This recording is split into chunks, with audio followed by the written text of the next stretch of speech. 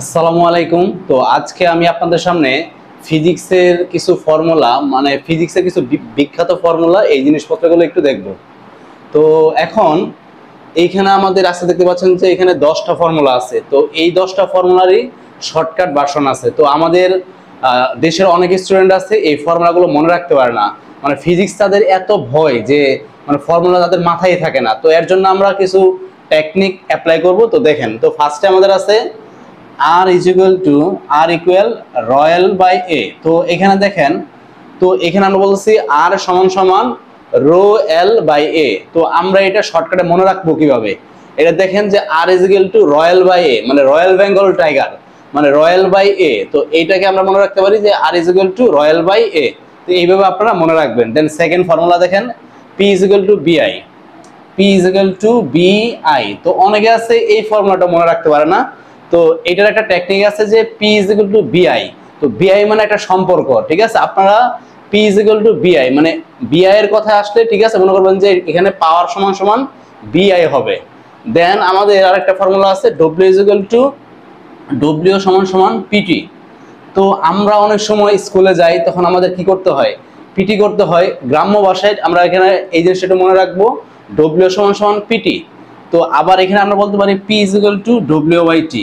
তো অনেকে আছে, ম্যাক্সিমাম স্টুডেন্টই আছে যে P is equal to W by টিটা মনে রাখতে পারে না। তো আপনার জন্য একটা মানে ভালো শর্টকাট আছে, W is equal to PT. এখান থেকে আপনি টি এর ভ্যালু বের করতে পারবেন এবং কথা হলো যে পি এর ভ্যালু বের করতে পারবেন। তো এটা একটা শর্টকাট ছিল।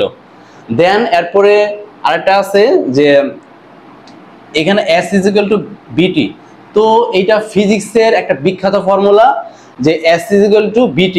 তো আপনারা এটা কিভাবে মনে রাখবেন? এটা মনে রাখার সিস্টেম হলো যে ভুট্টা খেলে শক্তি বাড়ে, তো ভুট্টাতে আমরা বিটি মনে রাখবো। আর শক্তিতে, মানে শক্তির ফার্স্ট ওয়ার্ড হইলো এখানে, মানে টপিক হইলো এখানে এস। শক্তি, শক্তি আমরা এস দিয়ে লিখি না, তো ওইটা আমরা বলতেছি এস। তাহলে এখানে হবে S is equal to BT। তাহলে এটাও ছিল ফিজিক্সের একটা ফর্মুলা। দেন এরপরে আছে EK is equal to half M V square.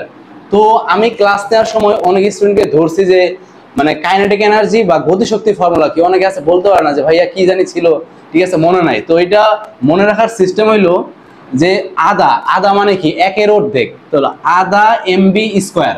তো আপনারা মনে রাখবেন যে ইকে ইজ ইকুয়াল টু আধা এমবি স্কোয়ার। তো এটা হলো গতিশক্তি ফর্মুলা। তো আপনারা এটা এইভাবে মনে রাখতে পারেন।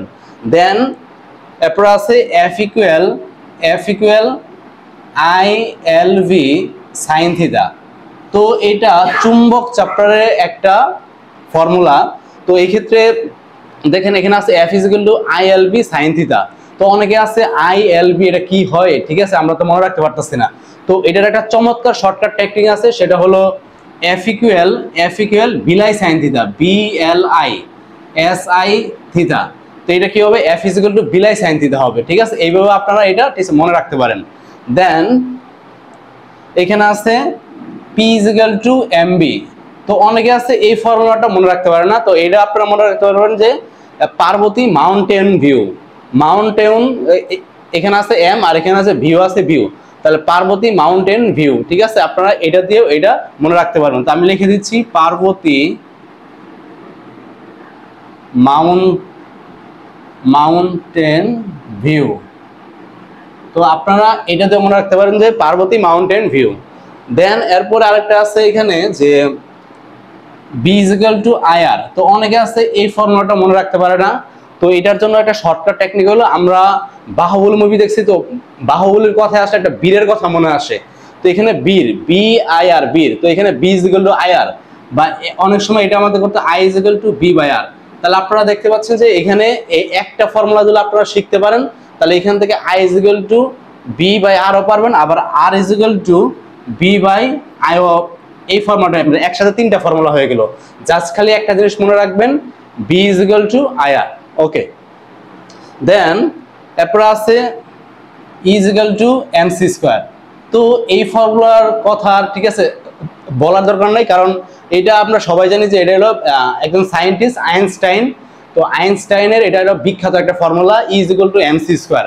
এটার উপর ভিত্তি করে রকেট সায়েন্স প্রতিষ্ঠিত হয়েছে। তো এখন কথা হলো যে এটা আমরা কিভাবে মনে রাখবো, যে এখানে দেখেন এমসি স্কোয়ার গান গাইলে এনার্জি আসে, এমসি স্কোয়ার গান গাইলে এনার্জি আসে। আপনারা এইভাবে মনে রাখতে পারেন যে এমসি স্কোয়ার গান গাইলে এনার্জি আসে। তো এখানে আমরা এই ফর্মুলাগুলো দেখালাম। আমরা নেক্সট ভিডিওতে ফিজিক্সের আরও কিছু ফর্মুলা আছে, ওগুলো শর্টকাট দেখাবো। তো আপনারা ভালো থাকবেন, থ্যাংক ইউ।